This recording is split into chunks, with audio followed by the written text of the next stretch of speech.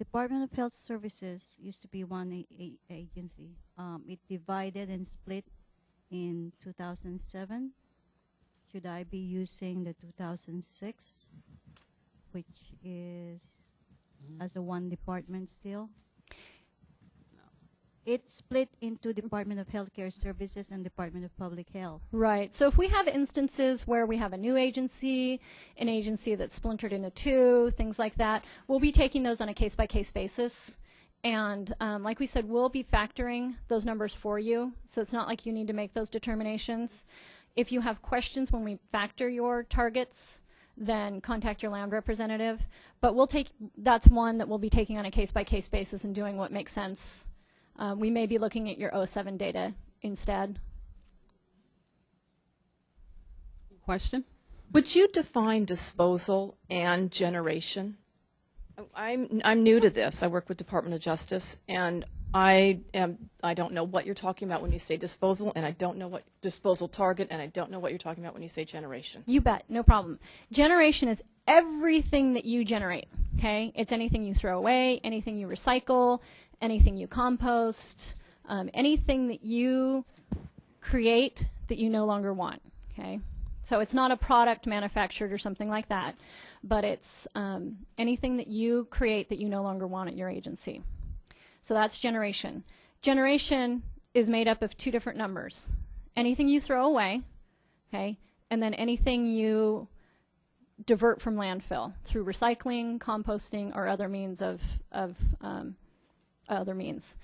Could be through source reduction, being that you've changed your process so you no longer even create that waste to begin with. Okay, so those two numbers, when you add diversion and you add disposal together, that gives you generation. And the disposal target is based upon assuming that when we factor your target, we're assuming that everybody was throwing away half of what they generated. And that's how we come up with the disposal target. Does that help you out? You need the mic. Disposal is trash, correct? Landfill. Yeah, anything that goes to landfill. Email. We'll catch an email question and we'll get you next. In running a college, how do the number of students affect disposal rate?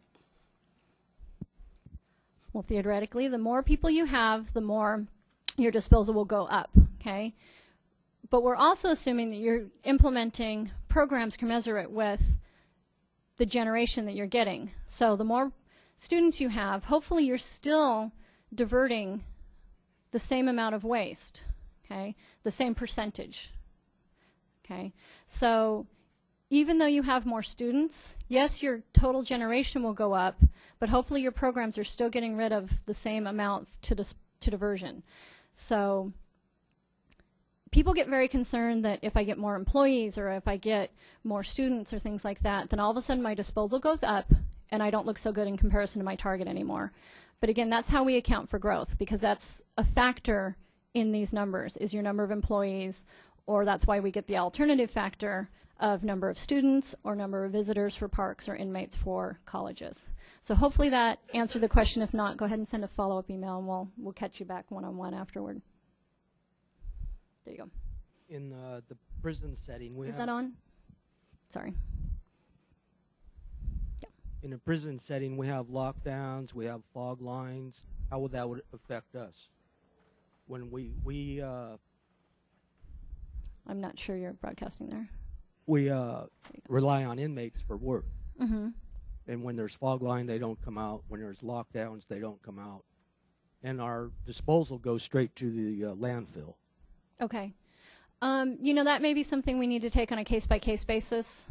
And that's kind of the beauty of the whole thing, is it's not all about the numbers anymore. So if you can say, hey, we had this big lockdown, and for some reason it affected our disposal in this manner, that's something you can tell us. I know there was an agency, and I can't remember which one it was, that got affected by the big E. coli outbreak in the spinach fields a while back, because they were, I think, a fair, and they were disposing of all their manure, and fairs create a lot of manure and bedding. And that's how they were disposing of it. But then the E. coli thing came out, and they said, hey, no more, the spinach fields are taking nothing now. And so all that had to go to landfill. And that was just an odd anomaly sort of situation. So we'll take those into consideration case by case. You just need to make sure you let us know that. My name is Ernie Moises. I work for Park and Recreation. I was just wondering, I know the California Integrated Waste Management have a lot of work cleaning up in our parks, and a lot of them is going to be diverted. We're going to do our recycling. And I was wondering, I know that my my diversion will be high this year. So when the compliance come down over the following year, how come, your reading, your diversion this year was, it was high, pretty high, and then the following year was real low. So how can we, how are we going to report this thing? Because the 1 year is pretty high, and then the following year is low because of the cleanup that we're doing. Mm-hmm. When we factor your target, if 2006 was a kind of a wacky year for you, when you see that number come out, you need to let us know and say, hey, I know one agency's already contacted us and said 2006 was just not a typical year for us. We won't recalculate. Okay, we'll still calculate based upon that year, but that's when we have the ability to put a note in our system for our staff's reference that says, hey, here's what was going on in that year. And that's where we'll also be looking at those disposal trends over time. And if we see, you have a certain amount of fluctuation from year to year, we'll consider that maybe more normal for your agency than it would be for other folks. And then year to year in your report, there's also a place where you'll be able to put that information in where you'll say, here's what happened this year, and here's how it affected our disposal. So we'll have an idea year to year of what's gone on, and our staff can take that into consideration. Because again, it's not all about the numbers. Okay, we'll look at the numbers as kind of indicators, but also as your programs. So if your programs are still as strong as ever and you're doing everything you can to address what some of those fluctuations are, then you're probably in good shape. Email? Yep. What number needs to be reported in the annual report, and why was September chosen for the reporting date? I honestly can't tell you why September was chosen.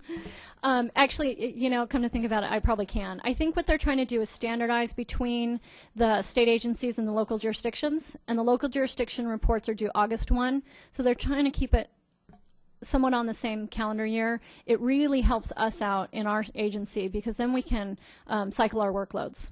So when we do compliance reviews every other year for state agencies, on the off year, we're doing compliance reviews for jurisdictions. Okay, so it really allows us to manage that workload on our part. So that's probably where that September date came from. And then what number is reported in the annual report? What number will be reported in the annual report? Well, the big numbers that you'll be giving us in the annual report will be your disposal, your total disposal for the year, okay, and then the number of employees. Now, if you've also given us that additional factor of prisoners, visitors, students, things like that, that will be a number you'd provide as well. So hopefully that answers it. And again, anybody on the emails, if we're not really catching the essence of your question, send a follow-up and we'll catch with you one-on-one afterward. Okay, there, and then we'll take an email and go to this side. Yeah. Hi. When you were talking about the definition of generated waste, is that on the website currently? I'm sorry, would you repeat that? Definition of generation. Definition of generation on the website. Do we have? Should be. I'm sure we have one somewhere. So if you want, you can give us your email afterwards, and we'll make sure we follow up and point you to that. Okay, and then a follow-up. You said something about July 1st, something was going to be posted or a report was going to be generated. I'm sorry. I don't even know where I'm looking. Sorry. There you go. Thanks. Oh, yes, that's when we will make the annual report, open it up, and make it available for you to start filling out. Okay. And that's where the 2006 calculation will be posted? You will submit your numbers in your report, and yes, then it'll show up in that once you plug those numbers in. It will be, does it already show up in that? No, because we would need a disposal. Does it show up, though, when they pull it, though? The target? It should. We're still working on the system, so pardon our working it out. I believe that when you go into your 08 report, it will show you your target already. Okay, it won't show you your annual because you need to plug those numbers in for that year, but I believe it'll show you your target.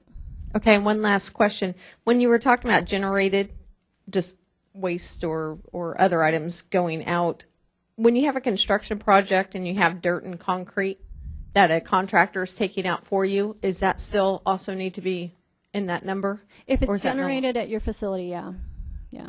So if you're diverting it, be it through a contractor or whatever, then yeah, you still factor that in. Okay, thanks. But again, we're just looking at disposal.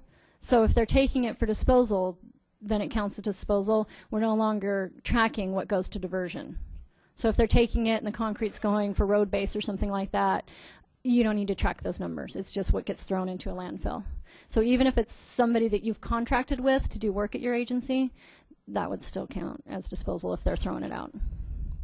And, you know, I think we're getting enough questions on what's generation, what's diversion, things like that, that can somebody over here make a note that we just need to follow up and maybe get some links to that on our news and events page. That'd be great. Okay, here, and then. Yes. Is your disposable waste includes like regular waste too, or hazardous waste too? Yes. Non-regular? No? Solid waste, anything that would just go to a regular landfill. Yeah. Got here. And then do we still have email questions? Okay, so we'll take this one and then we'll go to maybe a couple of email. You said that the reporting will start July 1st. I mean, That is our target date. With all our changes, we're really furiously hoping. Okay, and you also mentioned several of the subsequent trainings here, and June 24 is when you touch on those, the new reporting format. Right. We're hoping in June to actually be able to maybe walk you through the actual report. You know, we'll pull a computer up and let you, you know, kind of walk through it. Okay, so you are going to do that before the site is up, Hopefully. because July 1st is when the site's going to be tentatively up, Right. and June 24th is when your training is going to be. Right. Okay. Just wanted to I know clear- it's really close, and the Because reason I was wondering why not the other way around. I mean, open the thing and then have your training, so at least we're able to play around with it and know what's in there, and any question that we might have will be discussed during the training. we can do whatever everybody thinks meets their best need. We wanted to make sure people didn't feel intimidated going into the process, so it kind of looked familiar when they went in to fill it in for their own agency. But certainly, I mean, just by a show of hands, how many people would rather have it before? And how many people would rather have it after it's up and posted? Okay. Yeah. The question is, right now we have it scheduled to walk you through the actual report about a week or so before the report's actually available to you. And the question was, wouldn't it be better to walk through once the report is actually, and you can get into it at your own agency?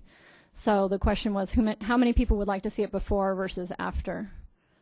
So that was an either or. So, sorry, I shouldn't ask either or questions. So before, some, and after. Okay, tell you what, we'll just add another date. We'll do both.